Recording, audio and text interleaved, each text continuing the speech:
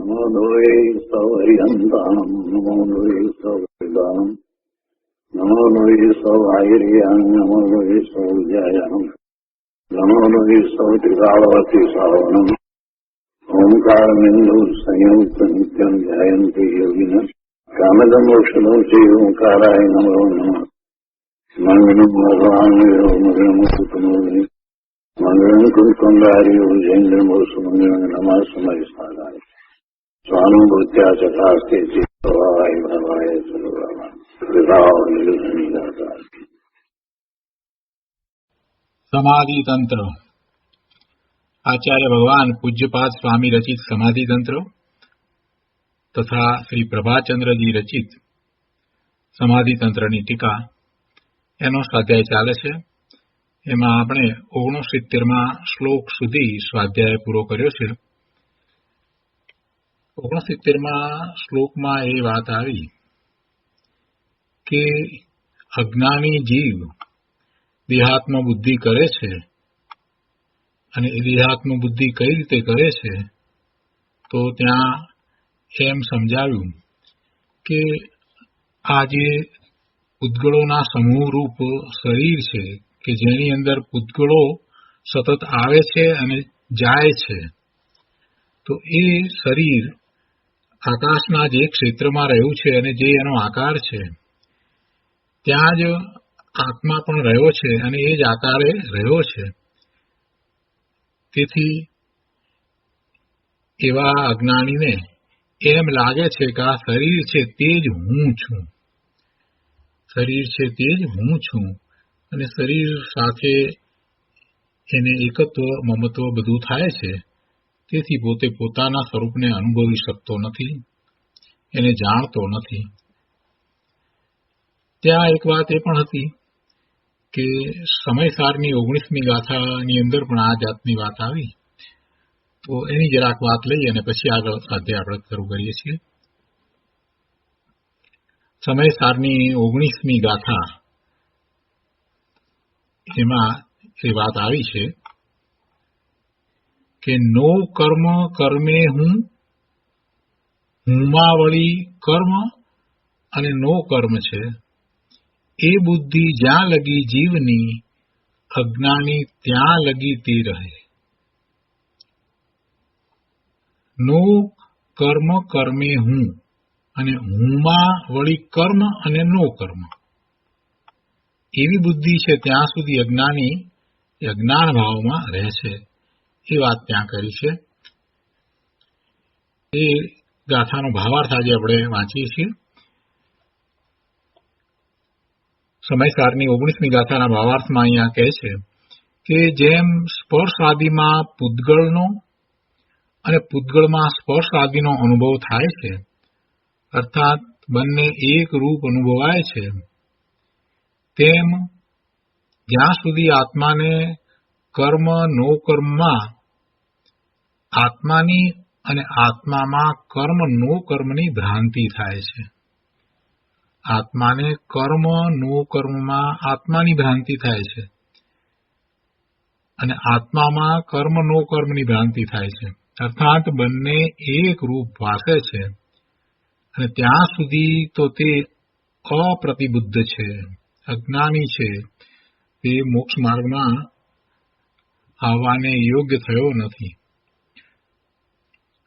અને જ્યારે તે એમ જાણે કે આત્મા તો જ્ઞાતા જ છે, આત્મા તો જ્ઞાતા જ છે અને કર્મ નો કર્મ આત્માના નહીં પરંતુ પૂતગળના જ છે, ત્યારે જ તે પ્રતિબુદ્ધ થાય છે, તે જ્ઞાની થાય છે.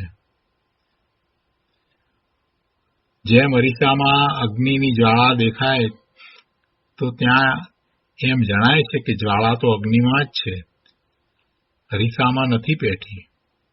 અરીસામાં દેખાય છતાંય એ સુનિશ્ચિત છે કે અગ્નિની જ્વાળા કાંઈ અરીસામાં નથી પેઠી, એ જ્વાળા તો અગ્નિમાં જ છે. અરીસામાં દેખાઈ રહી છે તે તો અરીસાની સ્વચ્છતા જ છે. તો તે પ્રમાણે આ કર્મને નો કર્મ પોતાના આત્મામાં બેઠા નથી. ભલે આત્માની સાથે રહ્યા હોય છતાં એ આત્મામાં પ્રવેશ પામ્યા નથી.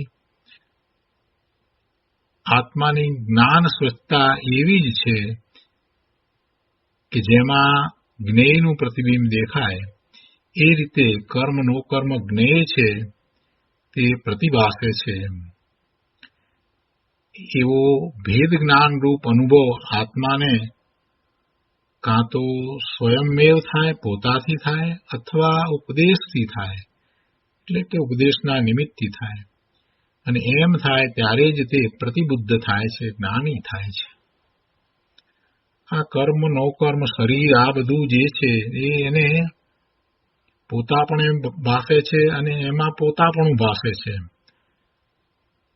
તો કહે છે કે ભાઈ એ બધું તને એમ ભાસે છે જેમ પેલા અરીસાની અંદર અગ્નિ દેખાય છે, પણ વાસ્તવમાં અગ્નિ અરીસામાં નથી, અગ્નિ બહાર છે. તેવી રીતે આ કર્મ નો કર્મ બધું તારા આત્માથી બહાર છે. એ માત્ર તારા જ્ઞાનનું જ્ઞેય છે. આવો બોધ ગ્રહણ કરી અને પ્રભુ તું જ્ઞાની થા.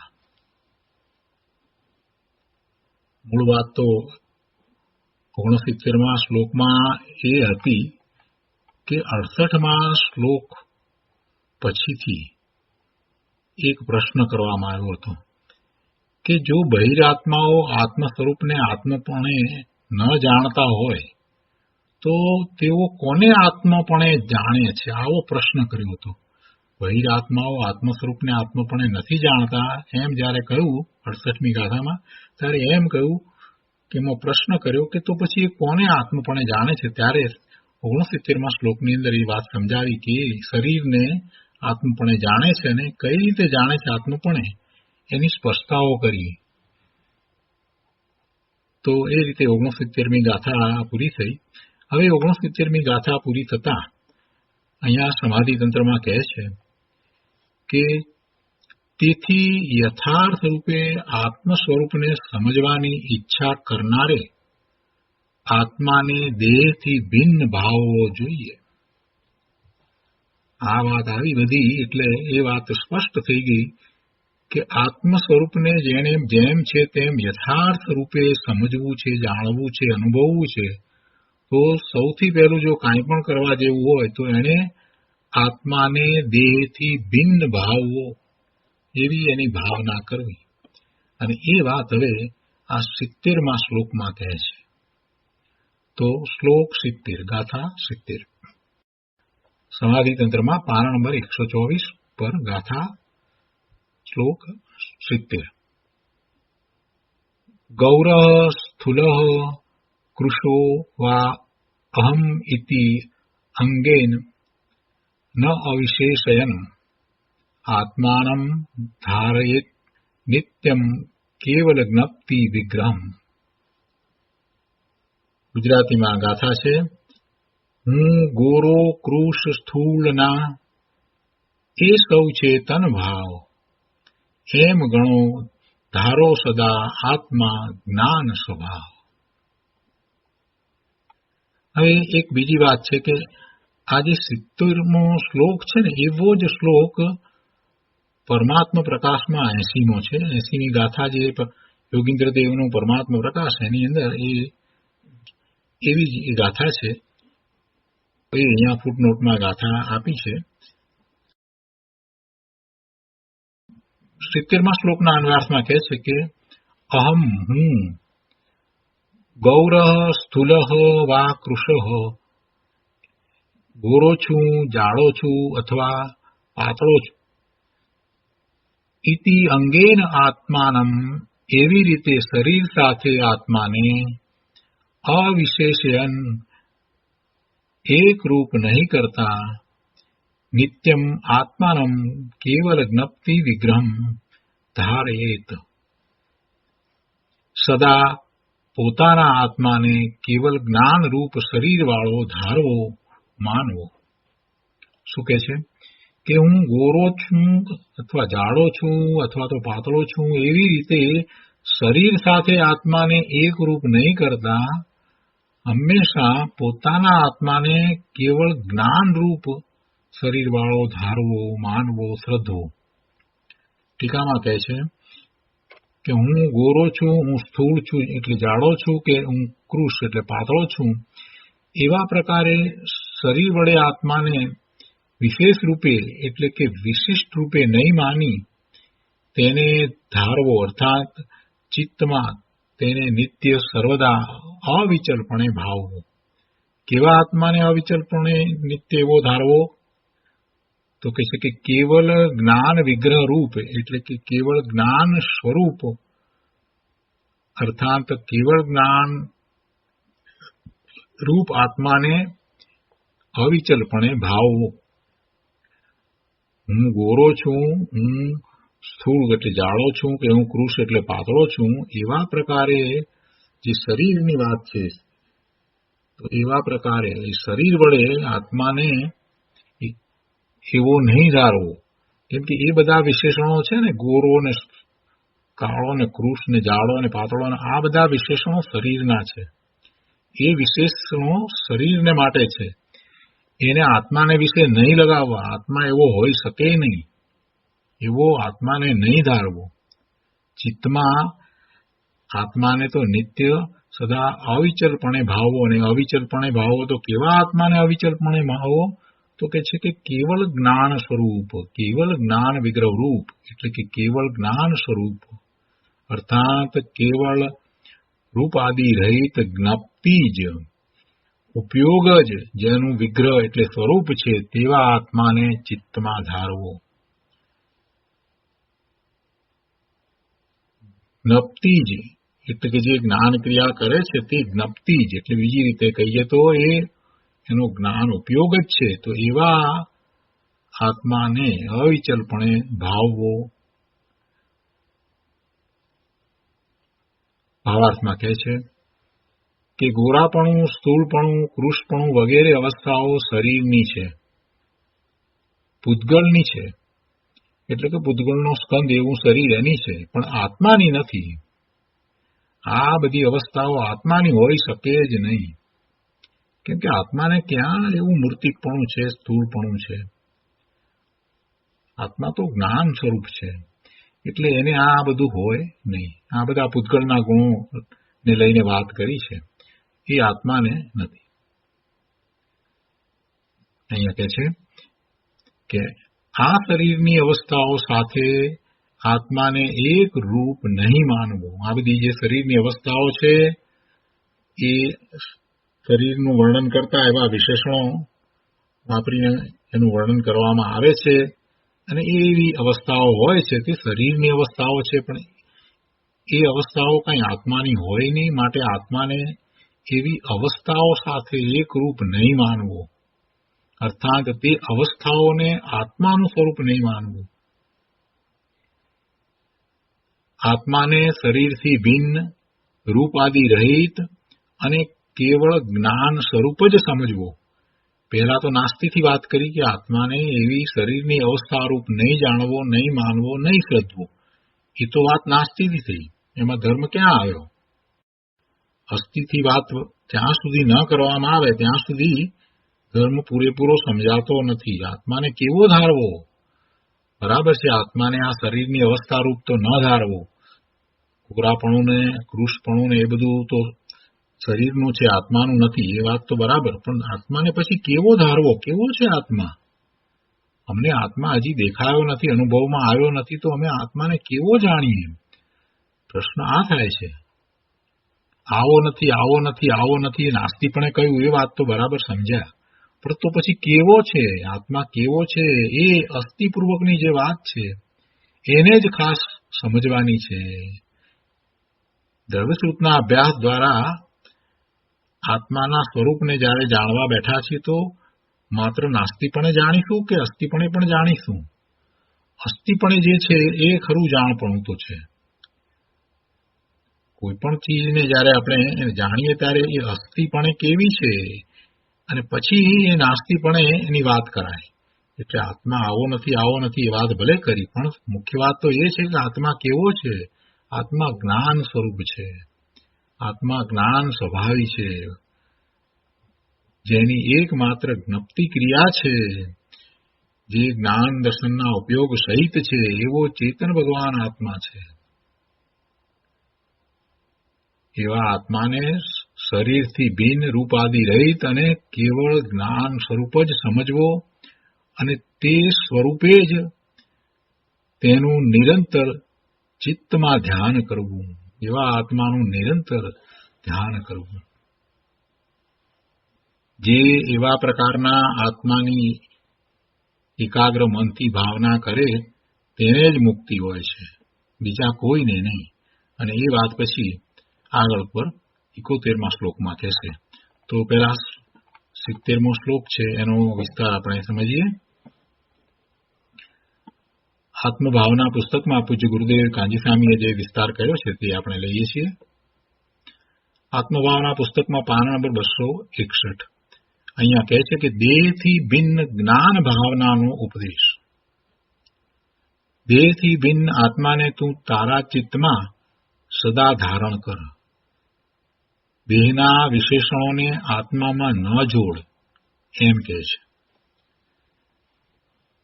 અગાઉની ગાથામાં એને ઇન્દ્રિયો દ્વારા જાણવું થાય છે અને જ્યાં શરીર રહ્યું છે ત્યાં જ આત્મા રહેલો છે, એટલે એને એવી ભ્રાંતિ થઈ હતી કે આ આત્મા આવો જ છે.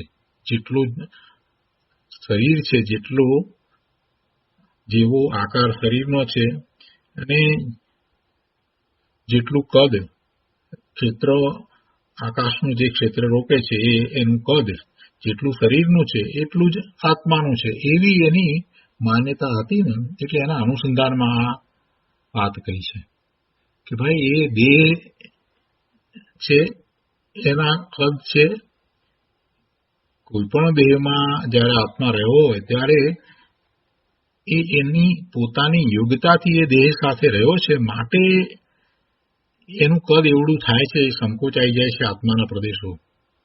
એમ નથી કે એ શરીરમાં રહેવાનું છે એટલે શરીરને કારણે આત્મા સંકોચાઈ જાય છે. કીડીના શરીરમાં આત્મા કીડી જેવડો થઈ જાય છે અને એ આકારનો થાય, અને હાથીના શરીરમાં આત્મા હાથી જેવડા કદનો થાય અને એ આકારનો થાય. તો એ શરીરને કારણે નથી થતું. આ વાતને બરાબર સમજવાની છે. શરીર એને એમ કમ્પેલ કરે છે ને આત્માને એ પ્રમાણે સંકોચે છે એમ નથી. તો પછી એમ થાય કે જળ છે એ ચેતનના કાર્ય કરે, ચેતનનું કાર્ય જળ કરવા લાગી ગયો એવો અર્થ થઈ જાય. એ તો બને નહીં. તો આત્મા કીડીના શરીરમાં એવડો સંકોચાઈને કીડી જેવા આકારનો કેમ થાય છે, અને હાથીના શરીરમાં જાય છે ત્યારે હાથી જેવા કદનો અને એવા આકારનો કેમ થઈ જાય છે? તો એ એની યોગ્યતા છે. ખરેખર તો એ જીવની એ સમયની એવી યોગ્યતા છે, અને એવી યોગ્યતા છે. તો એ યોગ્યતા કેમ એવી યોગ્યતા છે? તો કેમ કે એક એવા ભાવ કરીને આવ્યો છે, તો એવા ભાવને કારણે એવા કર્મ બંધ થયા છે, અને એવા કર્મનો બંધ થયો છે તો એવા દ્રવ્ય કર્મનો એવો ઉદય છે, નામ કર્મનો એવો ઉદય વર્તે છે. એટલે ખરેખર તો જીવની એ યોગ્યતા છે કે તિર્યંચમાં ગયો એટલે તિર્યંચ ગતિ પણ જીવની છે, અને એ ગતિને અનુરૂપ એ શરીર જે મળ્યું છે તો એ એની પોતાની યોગ્યતા છે, એવી યોગ્યતા છે એટલે એનો એવો આકાર થયો છે. અને પછી શરીર એવું હોય છે, શરીર એવું હોય છે. એટલે જીવની યોગ્યતા કેવી છે કે ગતિમાં જવાની યોગ્યતા છે, અને એવડું એનું શરીર થવું, એના જ્ઞાન દર્શન વગેરેના ઉઘાડ પણ એ પ્રમાણે થવા, આ બધી યોગ્યતા એ સમયે જીવની છે. એ સમયે એવી જીવની યોગ્યતા છે, અને એ યોગ્યતા છે એટલે કે એવી એની પર્યાય છે. બાકી શક્તિ રૂપે તો એ વખતે પણ ભગવાન આત્મા સર્વજ્ઞ સ્વભાવી જ છે. એટલે આ વાતને બરાબર સમજવાની જરૂર છે. ઘણાને મનમાં એમ થઈ જાય કે આ કીડીના શરીરમાં જવાનું થયું એટલે હવે એને કીડી જેવડું થવું પડે. એમ નથી, એમ નથી.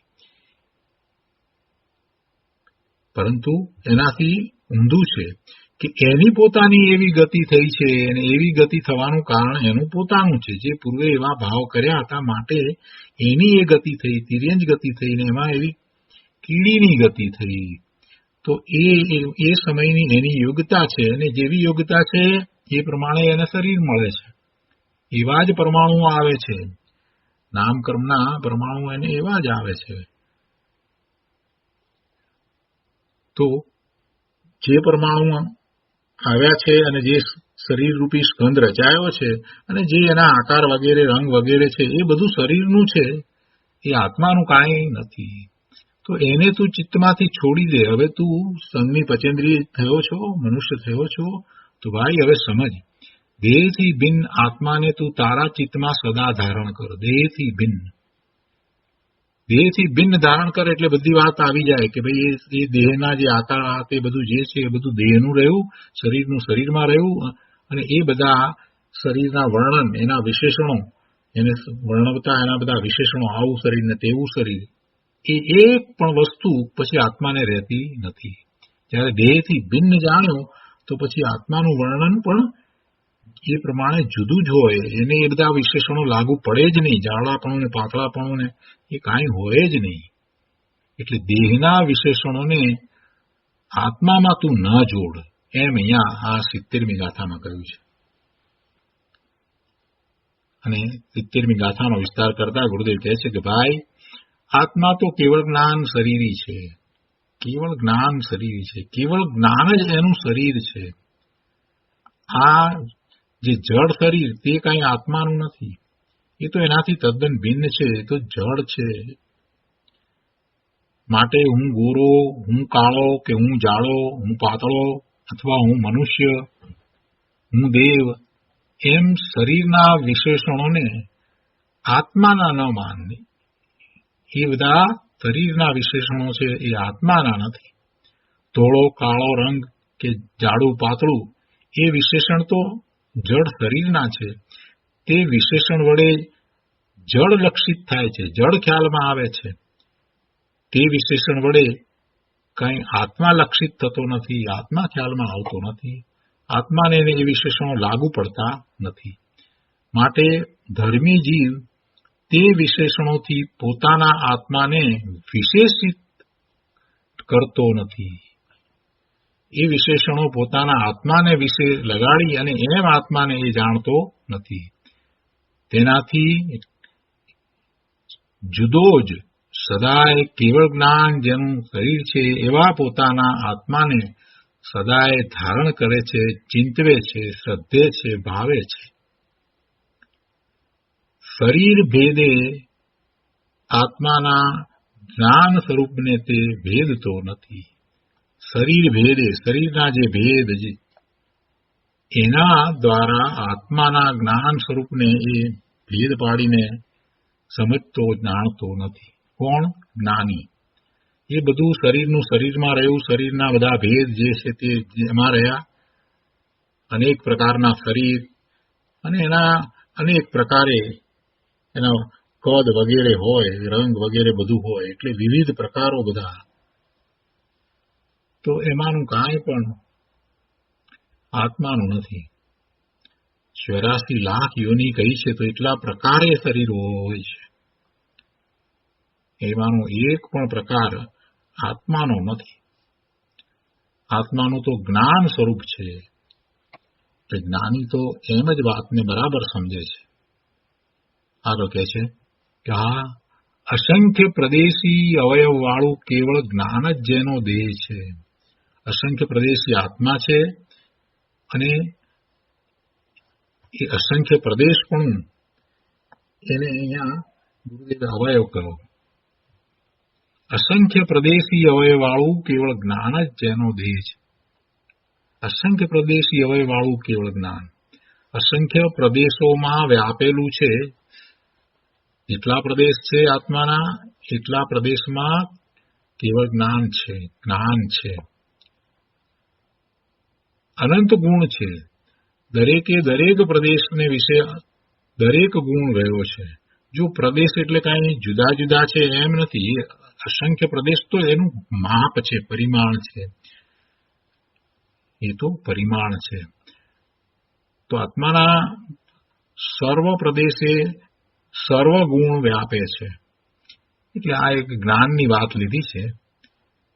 એટલે કે છે કે અસંખ્ય પ્રદેશી અવયવ વાળું કેવળ જ્ઞાન જ જેનો દેહ છે, માત્ર જ્ઞાન જ જેનું સ્વરૂપ છે, એવા આત્મામાં કાળો ધોળો રંગ કેવો કે જાડું પાતળું શરીર કેવું, એ હોય જ નહીં.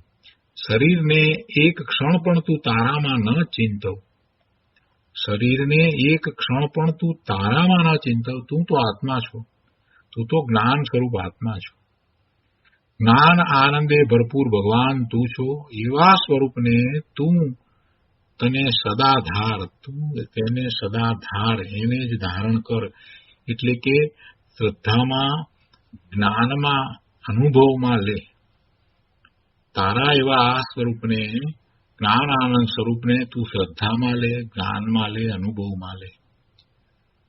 જે જ્ઞાન છે તે હું છું, જે જ્ઞાન છે તે હું છું, જે આનંદ છે તે હું છું. પણ જે શરીર છે તે હું એમ નથી. શરીર હું નહીં. કેવળ જ્ઞપ્તિ સ્વરૂપ હું છું. જ્ઞપ્તિ સ્વરૂપ, જ્ઞાન સ્વરૂપ, કેવળ જ્ઞપ્તિ સ્વરૂપ હું છું. એવા અનુભવમાં વિકાર પણ ક્યાં આવ્યો? કોઈ વિકાર આવે નહીં. કેવળ જ્ઞપ્તિ એટલે એકલું વિતરાગી જ્ઞાન. તો એવા શુદ્ધ આત્મ સ્વરૂપમાં જ્યાં વિકારનો અવકાશ નથી, તો પછી ત્યાં શરીરનો તો અવકાશ ક્યાંથી હોય? એમાં શરીર તો ક્યાંથી હોય? એમાં વિકારની અવકાશ નથી. માત્ર જ્ઞાન, જ્ઞાન, જ્ઞાન, બીજું કાંઈ નથી. પોતે જ્ઞાન સ્વભાવી છે, જ્ઞાન ગુણ છે, અને જ્ઞાન ગુણનું એવું પરિણમન થાય છે એટલે એનો સ્વભાવ જ્ઞાન સ્વભાવ છે. અને જ્ઞાનમાં એ પોતે પોતાને પણ જાણે છે અને પરને પણ જાણે છે. તો એમાં વિકાર ક્યાં આવ્યો? આત્મ સ્વરૂપમાં વિકારને અવકાશ નથી. આત્માનું સ્વરૂપ એવું છે કે એમાં વિકારને અવકાશ નથી. વિકાર એમાં પ્રવેશ પામી શકતો નથી. વિકાર એ આત્મ સ્વરૂપનું અંગ નથી. વિકાર જે છે તે બહારમાં રહ્યો, એ પરલક્ષી થતો આત્માનો એવો ભાવ છે. એ વખતે એની યોગ્યતા છે, એટલે કે એનું ઉપાદાન અશુદ્ધ ઉપાદાન છે. પરલક્ષ્ય થયો એટલે અશુદ્ધ ઉપાદાન થયું છે ને, ત્યારે એની એવી યોગ્યતા છે કે શુભાશુભ ભાવ થાય, એનો વિકાર. પણ એ તો પર્યાયમાં રહ્યું. દ્રવ્યમાં કાંઈ નથી. દ્રવ્ય તો ત્રિકાળ શુદ્ધ જ છે.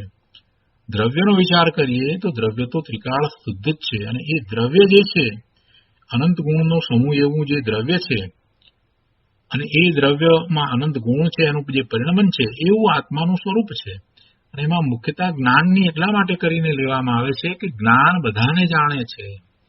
પોતાના સ્વરૂપને અનંત ગુણ સ્વરૂપ છે એવું જાણવા વાળું તો જ્ઞાન છે ને. જ્ઞાન જાણે છે. શાંતિનું વેદન, આનંદનું વેદન, સુખનું વેદન, આ બધા વેદનો જ્ઞાનમાં થાય છે ને. જ્ઞાન છે તો અનુભવાય છે ને. એટલે જ્ઞાનની મુખ્યતાથી વાત કરવામાં આવી છે. પણ એ વખતે એમાં એ વાત ગર્ભિતપણે આવી જાય છે કે અનંત ગુણનો સમૂહ છે. તો એવું આત્માનું સ્વરૂપ, એવા સ્વરૂપને તું જાણ, એનો અનુભવ કર. અને જ્યારે એવા સ્વરૂપનો તું અનુભવ કરે છે તો એ અનુભવમાંય ક્યાંય વિકાર નથી. એમાંય વિકારને અવકાશ નથી.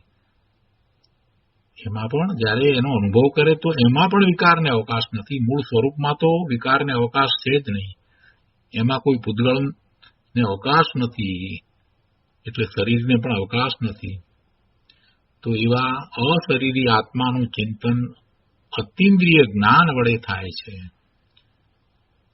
એવા અશરીરી, શરીર વિનાનો, વિકાર વિનાનો શુદ્ધ ભગવાન આત્મા છે, એનું ચિંતન અતિન્દ્રિય જ્ઞાન વડે થાય છે.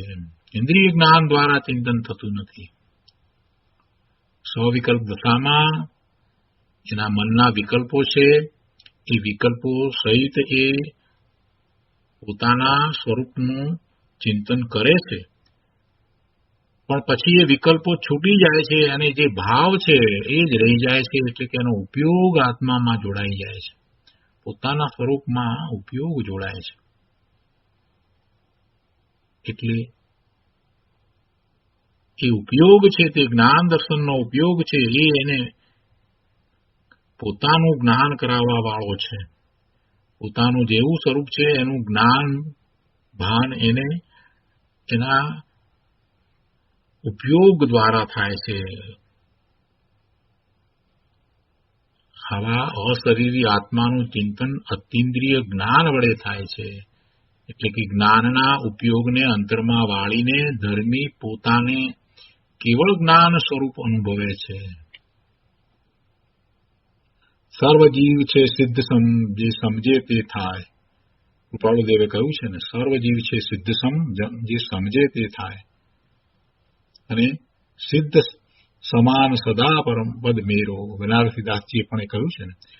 તો એવી પ્રતીતમાં દેહ સાથે એકત્વ બુદ્ધિ રહી શકે નહીં. જ્યારે આમ છે સિદ્ધ સમાન સદાપદ મેરો, એવી જયારે પ્રતીતિ છે, સિદ્ધ સમાન એટલે પોતાનું એવું પૂર્ણ શુદ્ધ સ્વરૂપ જ છે, એવી જે પ્રતીતિ છે, તો એમાં દેહ સાથેની એકત્વ બુદ્ધિ હોય જ નહીં, એ છૂટી જ ગઈ હોય. અને સર્વજીવ છે સિદ્ધ સમાન એમ જયારે કહ્યું છે, તો એ વાતને એ પોતે પોતાની ઉપર ઉતારે તો એમ થાય કે હું પણ સિદ્ધ સમાન છું. અને જો હું સિદ્ધ સમાન છું, તો એવી પ્રતીતમાં હું સિદ્ધ સમાન છું, એવી પ્રતીતમાં દેહ સાથેની એકત્વ બુદ્ધિ રહી શકે જ નહીં. એટલે કે દેહ સાથેની એકત્વ બુદ્ધિ છૂટી જાય છે. તો દેહ સાથેની એકત્વ બુદ્ધિ, મમત્વની બુદ્ધિ એ આ રીતે છૂટે છે. આત્મામાં પોતાપણું કરતા પોતે ભગવાન આત્મા સિદ્ધ સમાન શુદ્ધ છે, અને પોતે અતીન્દ્રિયપણે પોતાને જ્ઞાનમાં અનુભવમાં આવે એવો છે. એટલે એવી પ્રતીતની અંદર એને દેહ સાથેની એકત્વ બુદ્ધિ હોતી જ નથી. એટલે કે દેહ સંબંધી વિષયોમાં સુખ બુદ્ધિ પણ રહેતી જ નથી. તો આવા ભેદ જ્ઞાન વડે આત્માને ઓળખવો તે સાદી અનંત સમાધિ સુખરૂપ મોક્ષનું કારણ છે. સાદી અનંત સમાધિ સુખરૂપ મોક્ષ, જેની આદિ છે. સાદી એટલે સ વત્તા આદિ, જેની આદિ છે, આદિ સહિત, અને જે અનંત કાળ સુધી રહેશે, જેની આદિ છે કે જેની શરૂઆત થાય છે પછી અનંત કાળ સુધી રહેશે, એવું આ સમાધિ સુખરૂપ મોક્ષ છે. તો એનું કારણ સૌથી પહેલું જો કાંઈ કારણ હોય તો ભેદ જ્ઞાન છે. આત્માને સર્વ પદાર્થો અને આ શરીર આદિથી અને વિભાવ ભાવોથી જુદો ભિન્ન માનવો, શ્રદ્ધવો, ઓળખવો, અને એમ જ પોતાના સ્વરૂપને વિશે એકાગ્રતા કરવી, અને એમ કરતા પુરુષાર્થમાં આગળ વધતા સાદી અનંત સમાધિ સુખરૂપ મોક્ષની પ્રાપ્તિ થાય છે. અને એ વાત આગળની ગાથામાં કહેશે. તો આ 70મા શ્લોકનો વિસ્તાર અહીંયા પૂરો થાય છે. 70મો શ્લોક પૂરો થયા પછીથી અહીંયા કહે છે કે જે એવા પ્રકારના આત્માની એકાગ્ર મનથી ભાવના કરે તેને જ મુક્તિ હોય છે, બીજા કોઈને નહીં, એમ કહી અને આ હવે 71મો શ્લોક કહે છે. શ્લોક 71. મુક્તિ રેકાંતિકી તસ્ય ચિત્તે યસ્યાચલા ધૃતિ તસ્ય નૌકાંતિકી મુક્તિર્યસ્ય નાસ્ત ચલા ધૃતિ. ગુજરાતીમાં ગાથા છે. જો નિશ્ચળ ધૃતિ ચિત્તમાં મુક્તિ નિયમથી હોય, ચિત્તે નહીં નિશ્ચળ ધૃતિ મુક્તિ નિયમથી ન હોય. 71મા શ્લોકના અન્વયાર્થમાં કહે છે કે યસ્ય ચિત્તે અચલા, એટલે કે જેના ચિત્તમાં આત્મ સ્વરૂપની નિશ્ચલ ધૃતિ ધારણા છે, જેના ચિત્તમાં આત્મ સ્વરૂપની નિશ્ચલ ધારણા છે, તસ્ય એકાંતિકી મુક્તિ, તેની એકાંતે એટલે કે નિયમથી મુક્તિ થાય છે. જેના ચિત્તમાં આત્મ સ્વરૂપની નિશ્ચલ ધારણા છે તેની નિયમથી મુક્તિ થાય છે. વળી કહે છે કે યસ્ય અચલા ધૃતિ ન અસ્તિ, જેને આત્મ સ્વરૂપમાં નિશ્ચલ ધારણા નથી, તસ્ય એકાંતિકી મુક્તિ ન, તેની અવશ્યપણે મુક્તિ થતી નથી.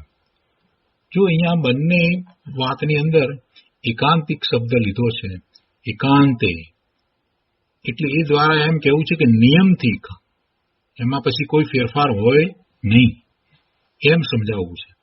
તો પહેલી વાતમાં એમ કહ્યું કે જેના ચિત્તમાં આત્મ સ્વરૂપની નિશ્ચલ ધારણા છે તેની નિયમથી મુક્તિ થાય.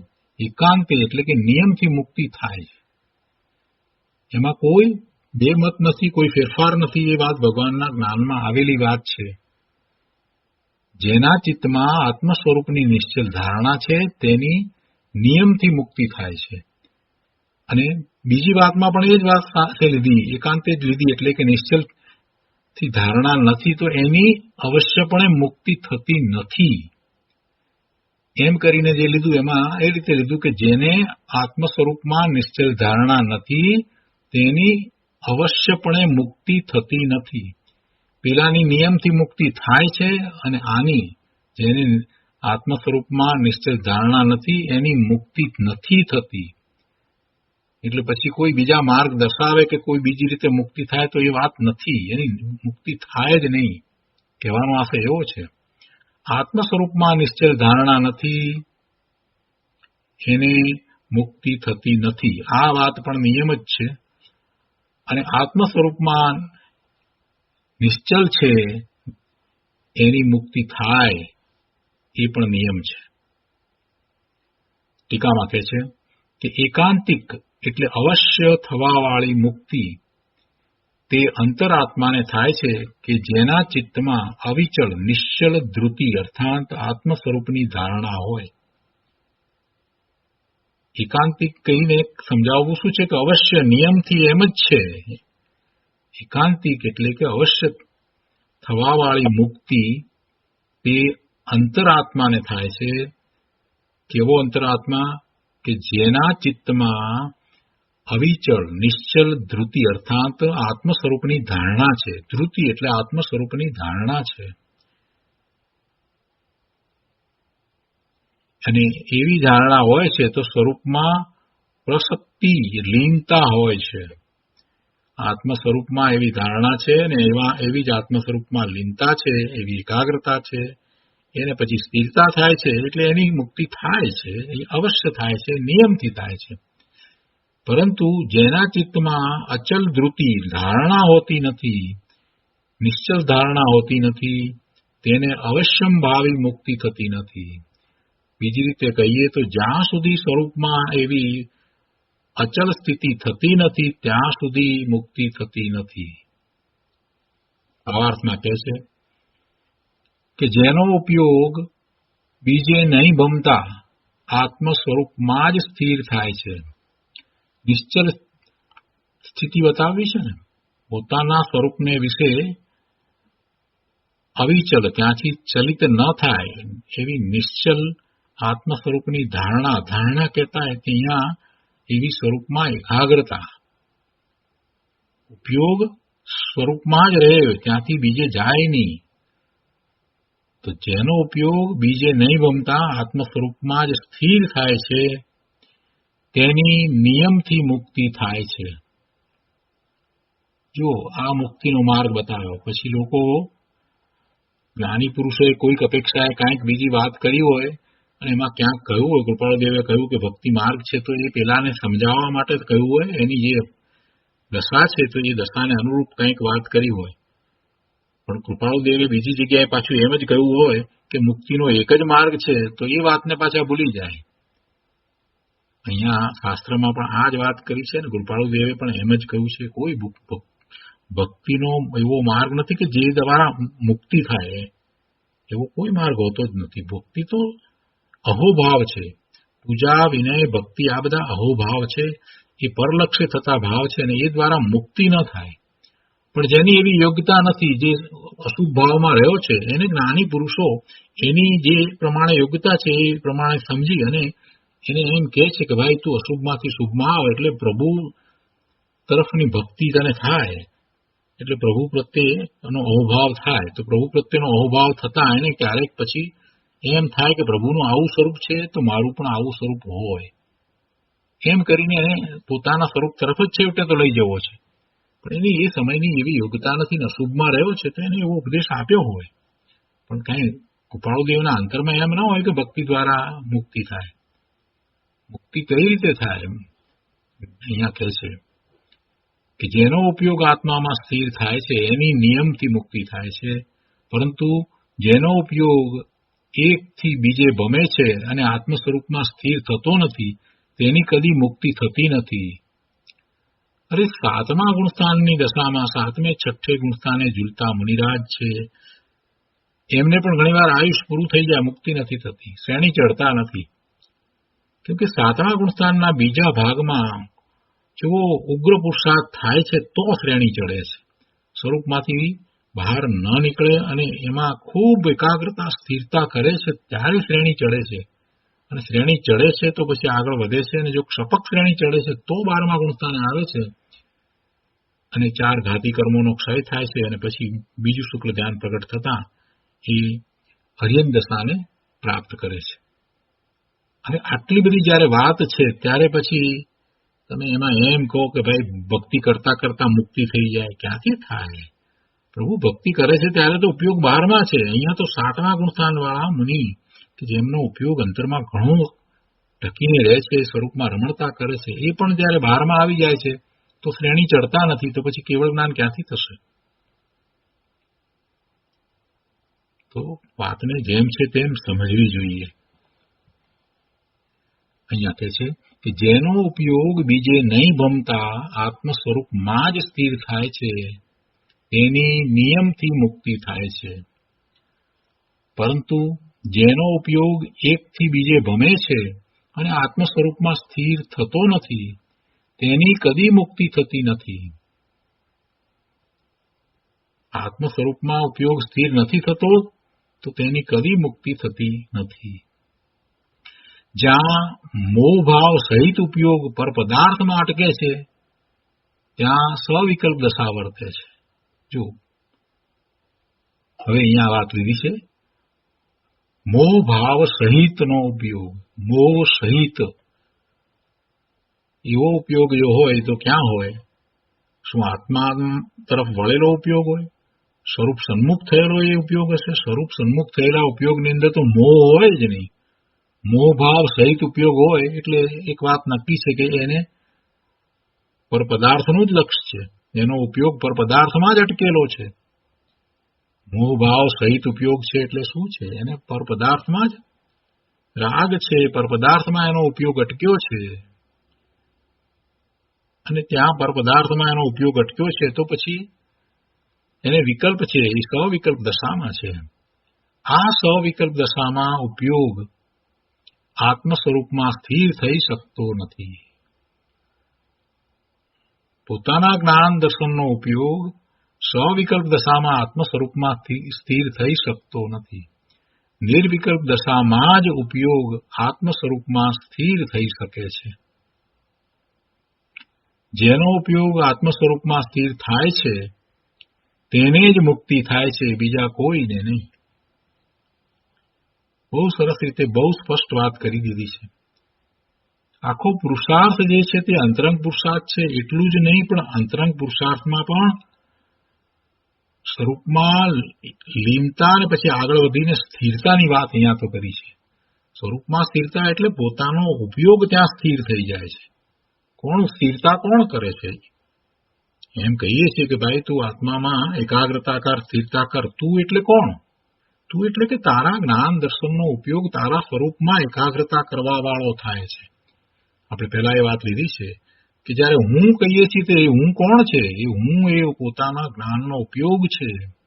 પોતાના જ્ઞાન દર્શનનો ઉપયોગ એ જ હું છે. જે હું કહીને જે કહે છે, હું કહીને જ્યાં જ્યાં એ જોડાય છે તે એનો જ્ઞાન દર્શનનો ઉપયોગ છે. એવો જ્ઞાન દર્શનનો ઉપયોગ સ્વસન્મુખ થાય છે અને ત્યાં જ એકાગ્રતા કરી સ્થિરતા કરે છે ત્યારે કોઈ વિકલ્પ હોતા જ નથી. જો વિકલ્પ છે તો સમજવું કે એનો ઉપયોગ હજી સ્વવિકલ્પ દશામાં છે, એટલે કે એ બહારમાં છે, સ્વરૂપમાં હજી પહોંચ્યો નથી. કદાચ હજી એ વખતે એને એવા વિકલ્પ હોય, બોલન ચાલતું હોય આત્મા વિશેનું જ, પણ છતાંય એ ઉપયોગ હજી આત્મામાં જોડાયો નથી. કહે છે કે નિર્વિકલ્પ દશામાં જ ઉપયોગ આત્મ સ્વરૂપમાં સ્થિર થઈ શકે છે. સ્વવિકલ્પ દશામાં ઉપયોગ આત્મ સ્વરૂપમાં સ્થિર થઈ શકતો નથી. અને આત્માનો અનુભવ થાય છે એ વખતે એટલો જે નાનો કાળ છે, એ સમય દરમિયાન કેટલો સમય હોય છે, થોડી ક્ષણો પૂરતો સમય છે, એટલો સમય પણ એ વખતે નિર્વિકલ્પ હોય છે. સ્વાનુભૂતિ થાય છે, આત્માનો અનુભવ થાય છે, તો પોતે પોતાના સ્વરૂપને અનુભવે છે, તો એ વખતે નિર્વિકલ્પ હોય છે, સ્વવિકલ્પ હોતો જ નથી. એટલે સ્વવિકલ્પ દશામાં ઉપયોગ જે છે તે આત્મામાં સ્થિર તો ક્યાંથી થાય? આત્માનો અનુભવ થાય છે ત્યારે વિકલ્પ નથી હોતા. તો પછી સ્વરૂપમાં સ્થિરતાની વાત કરીએ ત્યારે તો વિકલ્પ ક્યાંથી હોય? નિર્વિકલ્પ દશામાં જ ઉપયોગ આત્મ સ્વરૂપમાં સ્થિર થઈ શકે છે. જેનો ઉપયોગ આત્મ સ્વરૂપમાં સ્થિર થાય છે તેને જ મુક્તિ થાય છે, કેમ કે એ જ કેવળ જ્ઞાન પ્રકટ કરે છે, બીજાને નહીં. પણ મુનિઓ જે 7મા ગુણસ્થાને છે એમને પુરુષાર્થની નબળાઈને કારણે હજી ઉપયોગ આત્મામાં સ્થિર નથી થતો અને આયુષ પૂરું થઈ જાય છે, તો ફરી પાછા એ દેવલોકનું આયુષ પૂરું કરી અને જ્યારે એના પછીના જન્મમાં, એટલે આ જન્મ પછી તો એમનો દેવલોકનો જન્મ થાય છે, દેવમાં સમ્યક દ્રષ્ટિ છે એટલે, અને એ પછીથી પાછા મનુષ્ય થાય છે, તો એ વખતે ફરીથી એવો જ એમને પુરુષાર્થ ઉપડે છે, અને એવો પુરુષાર્થ ઉપડે છે અને ફરી પાછા એ મુનિ દશામાં એ 7મા 6ઠા ગુણસ્થાનની દશામાં છે અને ઉગ્ર પુરુષાર્થ કરી અને પોતે શ્રેણી ચડી જાય છે. કદાચ એ વખતે નથી થતું તો એના પછી ફરી પાછા દેવલોકમાં એ પછીથી, જેમ મહાવીર સ્વામી ભગવાનના ભવોનો વિચાર કરીએ તો એવું દેવ મનુષ્ય થાય છે. તો મનુષ્યનો ભવ જયારે થયો છે ત્યારે મુનિ દીક્ષા ગ્રહણ કરે જ છે. એટલે છેવટે તો એ પોતે પોતાના સ્વરૂપમાં સ્થિર થઈ જ જાય છે. એટલે એ સ્થિરતા કોને વિશે કહી છે? ઉપયોગની સ્થિરતાની વાત છે. સ્થિરતા એટલે શું? આત્મ સ્વરૂપમાં સ્થિર. શું સ્થિર થાય છે? પોતાનો ઉપયોગ. એ ઉપયોગ સ્વરૂપમાં સ્થિર થઈ જાય છે. જેનો ઉપયોગ આત્મ સ્વરૂપમાં સ્થિર થાય છે તેને જ મુક્તિ થાય છે, બીજા કોઈને નહીં.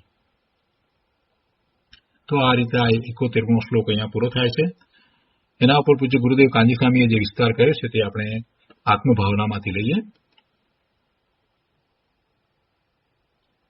અહીંયા કહે છે કે મોક્ષનો એકાંત નિયમ ચિત્તની ચેતનમાં અચલતા. મોક્ષનો એકાંત નિયમ શું નિયમ છે? તો કે ચિત્તની ચેતનમાં અચલતા, એટલે ઉપયોગ, પોતાનો જ્ઞાન દર્શનનો ઉપયોગ એ સ્વરૂપમાં અચલ સ્થિતિ પામે છે. સ્વરૂપમાંથી ખસતો જ નથી, ત્યાંથી એ ખસતો નથી. તો મોક્ષ થાય છે, એટલે કે કેવળ જ્ઞાન થાય છે અને પછી મોક્ષ થાય છે. ગુરુદેવ અહીંયા કહે છે કે ભેદ વિજ્ઞાન વડે આત્માને સમસ્ત પરદ્રવ્યોથી ભિન્ન જાણીને તેમાં જે એકાગ્રતા કરે છે, તેમાં એટલે પોતાના આત્મામાં, તેને નિયમથી મુક્તિ થાય છે. અને તેમાં જે એકાગ્રતા નથી કરતો તેને મુક્તિ થતી જ નથી. એ વાત આ 71મા શ્લોકમાં કરી છે. ચૈતન્ય સ્વરૂપમાં જે એકાગ્રતા કરે છે તેને નિયમથી મુક્તિ થાય છે, અને તેમાં જે એકાગ્રતા નથી કરતો તેને મુક્તિ થતી જ નથી. આ મહત્વની વાત છે અને અહીંયા 71મી ગાથા દ્વારા એ વાત સમજાવી છે. 71મી ગાથાનો વિસ્તાર કરતા ગુરુદેવ કહે છે કે ચૈતન્ય સ્વરૂપમાં જે અચલપણે એકાગ્રતા કરે છે તેને જ નિયમથી એકાંત મુક્તિ થાય છે, એટલે કે નિયમથી મુક્તિ થાય છે. એમાં કોઈ ફેરફાર છે જ નહીં, નિયમથી મુક્તિ થાય જ છે. અને એ સિવાય વ્યવહારમાં જે એકાગ્રતા કરે છે, બહારમાં જે એકાગ્રતા કરે છે, શુભભાવમાં જે એકાગ્રતા કરીને રહ્યો છે, તેને મુક્તિ થતી જ નથી. આવો અનેકાંત છે. આ રીતે અનેકાંત છે. સ્વરૂપમાં એકાગ્રતાથી મુક્તિ થાય અને સ્વરૂપમાં એકાગ્રતા ન કરવાથી મુક્તિ ન થાય, એવું અનેકાંતનું સ્વરૂપ છે. આ રીતે શુદ્ધ ઉપયોગથી જ મુક્તિ થાય છે. શુભ રાગથી કોઈને કદી મુક્તિ થતી નથી. શુદ્ધ ઉપયોગ કોને કહ્યો? જે ઉપયોગ પોતાના આત્માની સન્મુખ થયો છે અને સ્વરૂપમાં જોડાયો છે, એવા ઉપયોગને, જે ઉપયોગ દ્વારા પોતે પોતાનું જ્ઞાન ભાન કરી રહ્યો છે, એ ઉપયોગને શુદ્ધ ઉપયોગ કહ્યો. એ ઉપયોગ શુદ્ધ ઉપયોગ છે. અને જે વખતે પરનું લક્ષ કરે છે અને શુભ ભાવ કરે છે, તો એ ઉપયોગ છે તે અશુદ્ધ ઉપયોગ છે. એટલે શુભ ભાવ સહિત ઉપયોગ હોય તો એ ઉપયોગ ક્યારેય શુદ્ધ ઉપયોગ ન હોય. શુદ્ધ ભાવ અને શુદ્ધ ઉપયોગ, અને શુભ ભાવ કે અશુભ ભાવ, એમાં ઉપયોગ અશુદ્ધ છે. અશુદ્ધ ઉપયોગ વખતે શુભ ભાવ હોય કે અશુભ ભાવ હોય, પણ શુદ્ધ ઉપયોગમાં ભાવ પણ શુદ્ધ છે. એટલે કે આત્માનો જ ભાવ છે, આત્મામાં જ એકાગ્રતા કરી છે, સ્વભાવ ભાવે થયો છે, તો એવો શુદ્ધ ઉપયોગ, અને એવા શુદ્ધ ઉપયોગથી મુક્તિ થાય છે. પણ શુભ રાગથી કોઈને કદી મુક્તિ થતી નથી. એ અબાધિત નિયમ છે, એમાં કોઈ ફેરફાર નથી. ગુરુદેવ કહે છે, જુઓ, આ મુક્તિનો નિયમ છે. સમ્યક દર્શન જ્ઞાન ચારિત્ર વડે જરૂર મુક્તિ થાય છે. એ સિવાય 5 મહાવ્રત આદિનો શુભ રાગ તે કાંઈ મુક્તિનું કારણ નથી. સમ્યક દર્શન જ્ઞાન ચારિત્ર વડે જરૂર મુક્તિ થાય છે, એટલે કે સમ્યક દર્શન, સમ્યક જ્ઞાન, સમ્યક ચારિત્ર નિશ્ચયથી, એ રત્નત્રય છે, નિશ્ચય રત્નત્રય છે, એ મુક્તિનો નિયમ છે, એ મુક્તિનો માર્ગ છે. એટલે કે એ વિતરાગી પરિણામ છે. અને એવા વિતરાગી પરિણામ સમ્યક દર્શન, સમ્યક જ્ઞાન ચારિત્રના એ સ્વરૂપમાં એકાગ્રતા કરતા થાય છે.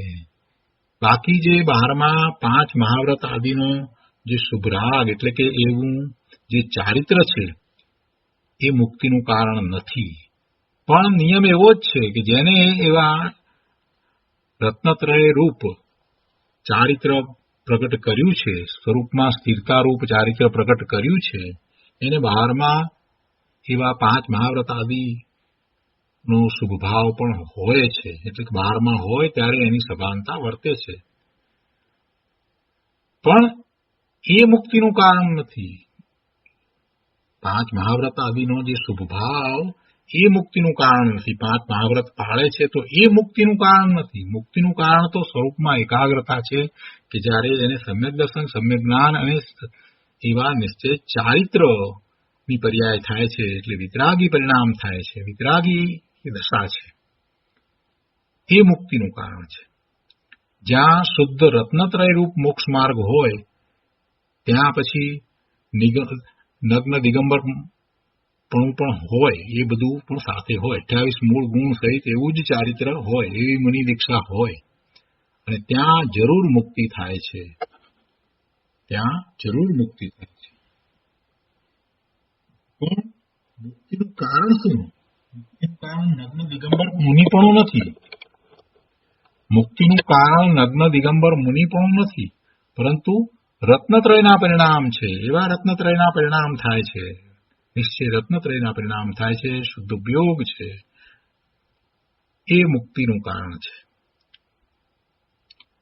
જ્યાં શુદ્ધ રત્નત્રય નથી, ત્યાં મુક્તિ થતી જ નથી. આ રીતે ચૈતન્ય સ્વરૂપમાં એકાગ્રતા રૂપ સમ્યક દર્શન, જ્ઞાન, ચારિત્ર તે નિયમથી એકાંતપણે મોક્ષનું કારણ છે. એટલે તો ઉમાસ્વાતીજી ભગવાને પહેલા સૂત્રમાં એ વાત કરી ને, સમ્યક દર્શન જ્ઞાન ચારિત્રાણી મોક્ષ માર્ગ. અને એ સમ્યક દર્શન જ્ઞાન ચારિત્રાણી મોક્ષ માર્ગ કયા છે? તો એમાં સમ્યક દર્શન જ્ઞાન ચારિત્ર એ નિશ્ચયથી સમ્યક દર્શન, સમ્યક જ્ઞાન ચારિત્રની વાત કરી છે. અને એ ચારિત્ર કેવું છે? તો સ્વરૂપમાં રમણતારૂપ ચારિત્ર છે અને એમાં એ આગળ વધારે પુરુષાર્થ કરી અને સ્થિરતા કરે છે.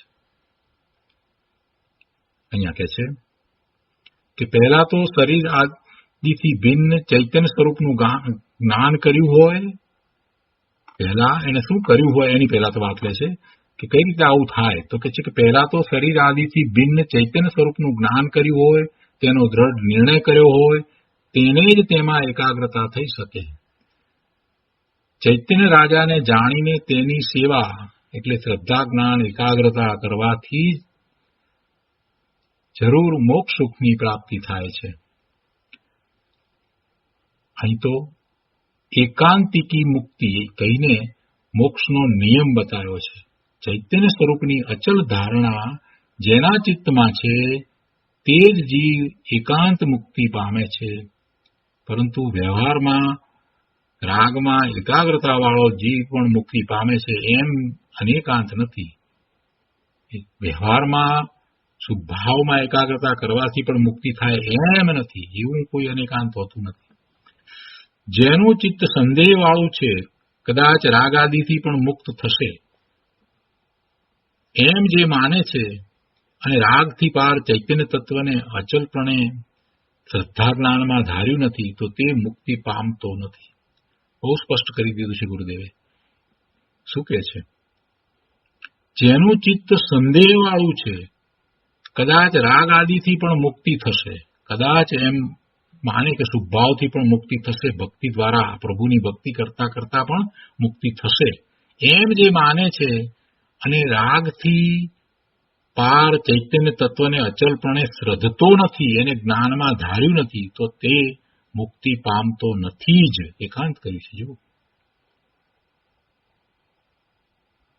આગળ કહે છે અહીંયા કે નિયમસાર કળશ 194માં પદ્મપ્રભુ મુનિરાજ કહે છે કે યોગ પરાયણ હોવા છતાં પણ જે જીવને કદાચિત ભેદ વિકલ્પો ઉત્પન્ન થાય છે તેની અરહંત દેવના મતમાં મુક્તિ થશે કે નહીં તે કોણ જાણે.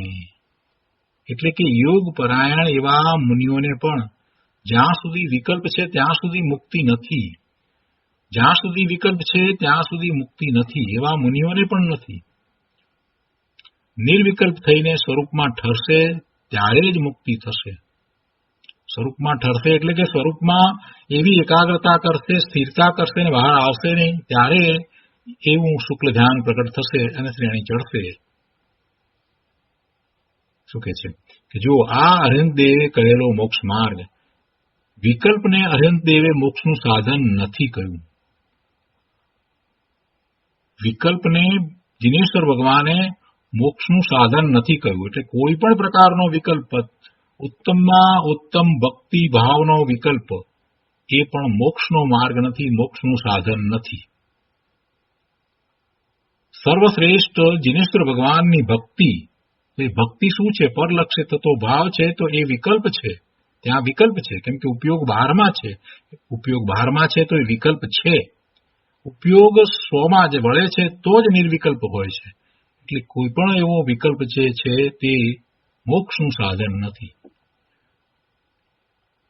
મુક્તિનું કારણ અને મુક્તિનું ધામ તો ચૈતન્ય તત્વ છે. પોતાનું ચૈતન્ય તત્વ તે જ મુક્તિનું ધામ છે, મુક્તિનું કારણ છે, એ જ મુક્તિનું સાધન છે.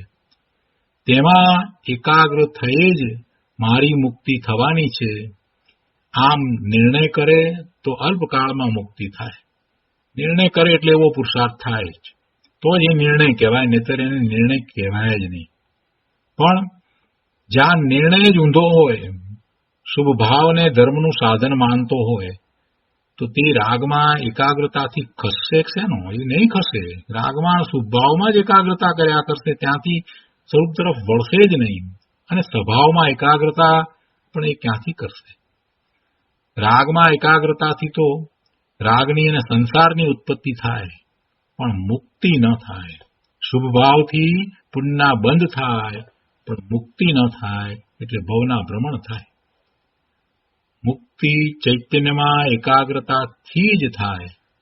ચૈતન્ય પોતાનું ચૈતન્ય સ્વરૂપ, એમાં એકાગ્રતાથી જ મુક્તિ થાય.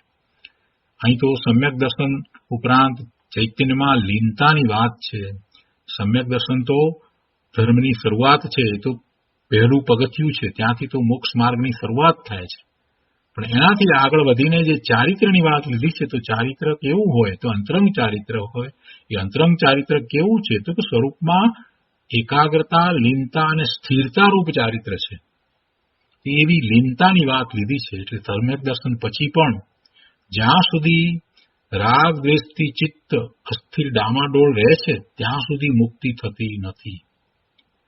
રાગ દ્વેષ હજી ચોથા ગુણસ્થાનની દશામાં પૂર્ણપણે ગયા નથી. અરે 5મું ગુણસ્થાન છે તો પણ હજી એને કસાયની 2 ચોકડી ગઈ છે, 2 બાકી છે. 7મે 6ઠે ગુણ ઝૂલતા મુનિરાજ છે, એને કસાયની 3 ચોકડી ગઈ છે, ને માત્ર સંજ્વલન કસાય જ બાકી રહ્યો છે. તો એવા એ મુનિરાજ પોતે પોતાના સ્વરૂપમાં ખૂબ એકાગ્રતા કરે છે અને પછી ખૂબ એવો ઉગ્ર પુરુષાર્થ કરીને સ્વરૂપમાં સ્થિરતા કરી અને મુક્તિને પામે છે. પણ જ્યાં સુધી સમ્યક દ્રષ્ટિ છે ત્યાં છે છતાં પણ જો જ્યાં સુધી એને રાગ છે તો એનું ચિત્ત અસ્થિર ડામાડોળ રહે છે અને ત્યાં સુધી એને મુક્તિ થતી નથી. રાગ દ્વેષ રહિત થઈને અંતર સ્વરૂપમાં લીન થઈને સ્થિર રહે, સ્વરૂપમાં સ્થિર રહે, ત્યારે જ મુક્તિ થાય છે. બાકી ભૂમિકા અનુસાર ભક્તિ વગેરેનો ભાવ ધર્મીને આવે છે, પણ તે મોક્ષનું કારણ નથી. ભૂમિકા અનુસાર જેવી ભૂમિકા ચોથા 5મા ગુણસ્થાનની ભૂમિકામાં કે 7મે 6ઠે ઝૂલતા મુનિરાજને 6ઠ્ઠા ગુણસ્થાને છે ત્યારે એવા શુભભાવ આવે ભક્તિ વગેરેના, પણ એ ભક્તિ વગેરેના ભાવ છે એ અટકવાનું કારણ છે અને એને કારણે પુણ્યનો બંધ પડે છે, પણ મુક્તિ થતી નથી. તે મોક્ષનું કારણ નથી. ચૈતન્ય સ્વરૂપમાં લીનતા, એકાગ્રતા, સ્થિરતા એ જ મુક્તિનું કારણ છે. તો એ રીતે આ 71મો શ્લોક અહીંયા પૂરો થાય છે. આજનો સ્વાધ્યાય અહીંયા સુધી રાખીએ છીએ. હવે સુખધામ બોલીએ. સુખધામ અનંત સુસંત ચરી દિન રાત રહે તદ ધ્યાન મહી પ્રશાંતિ અનંત સુધામય જે પ્રણમુ પદ તે